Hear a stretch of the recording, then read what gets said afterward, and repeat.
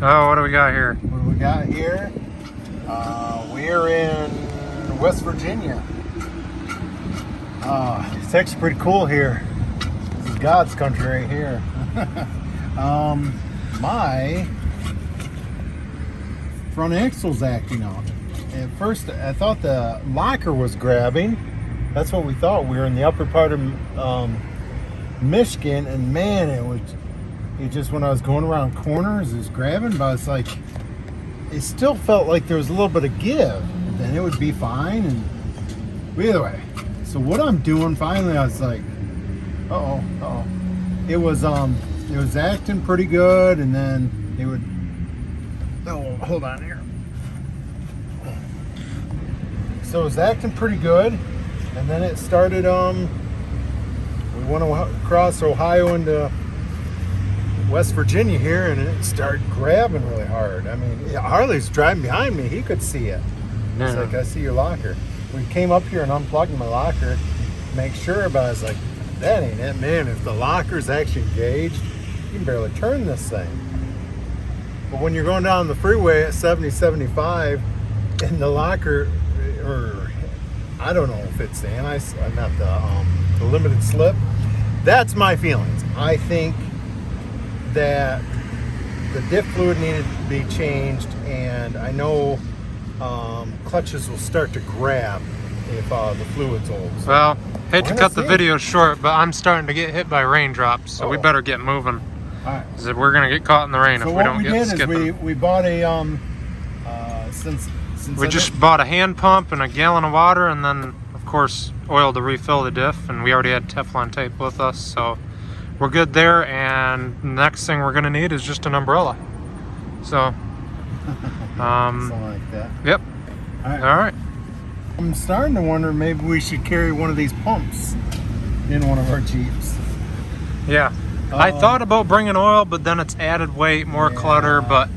And the thing is, with these days, you literally have an advanced auto every couple miles or whatever. Yeah, so there's a few of the places we've been. Either way, so this pump. So he's repumping. I know it takes about a quart. I think it's 1.3 quarts or something. And then the back is obviously closer to 2-ish.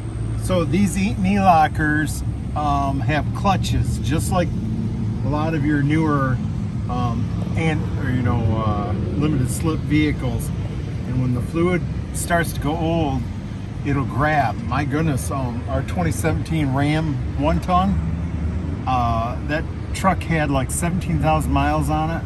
2017, 17,000. The fluid started, it was like squealing the tires going around the corner. That was pretty crazy.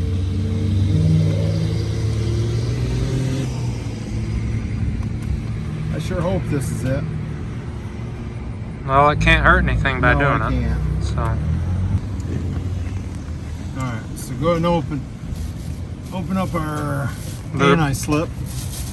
Or not anti-slip, or whatever this stuff is, Positrack. Alright, so we use this for our oil additive. CRC. Yeah, they actually make good stuff. Now, I will say Eaton only recommends theirs. And I remember talking to them, and they were very critical of other people's limited slip stuff. So who knows? Maybe that's the problem. Yeah. All right. I need a cap for this. All right, we made it. So we went this trip. We went 2,800. Right around 2,800 miles.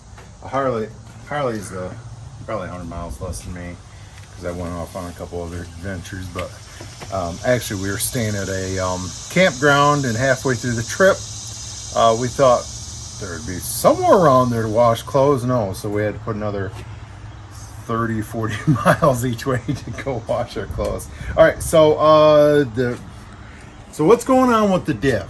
So this has an Eaton E-locker in it, and so the Eaton E-lockers it has limited slip, so it has clutches in there, just like a standard limited slip. But then it has a magnet that puts it into full, so on-demand lockup. But let me show you what's going on. I'm gonna spin this tire over here. Look at this tire over here. This guy is acting like it's full open. So it should spin. Now mind you, the limited slips on these are not real strong, but still should be working some, and it's not working at all. Yeah. My theory is the clutches probably are damaged and they were heating up, and when they're heating up, possibly they're warping, causing it to grab. I don't know what's going on, but the dirty 30's down. It's I don't know what to do, because here's the dilemma. This is going on 37s. I think it's time.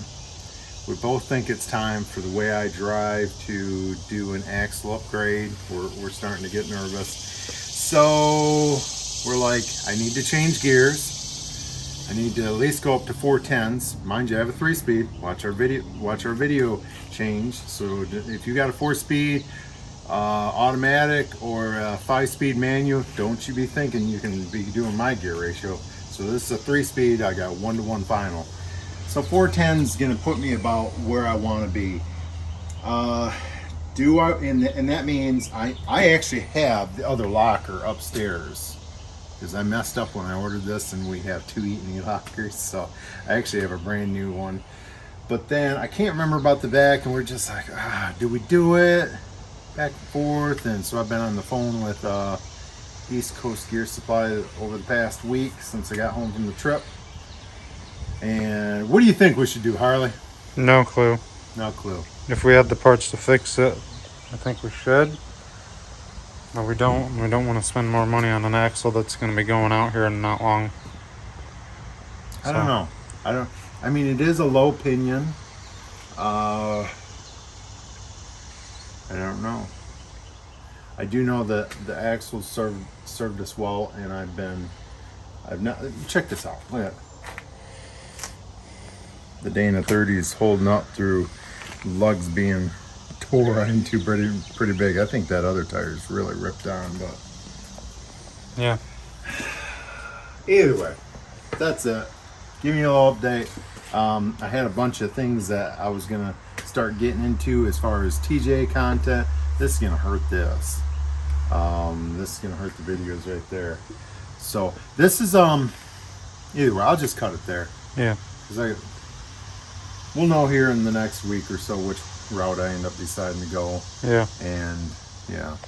All right. See yous.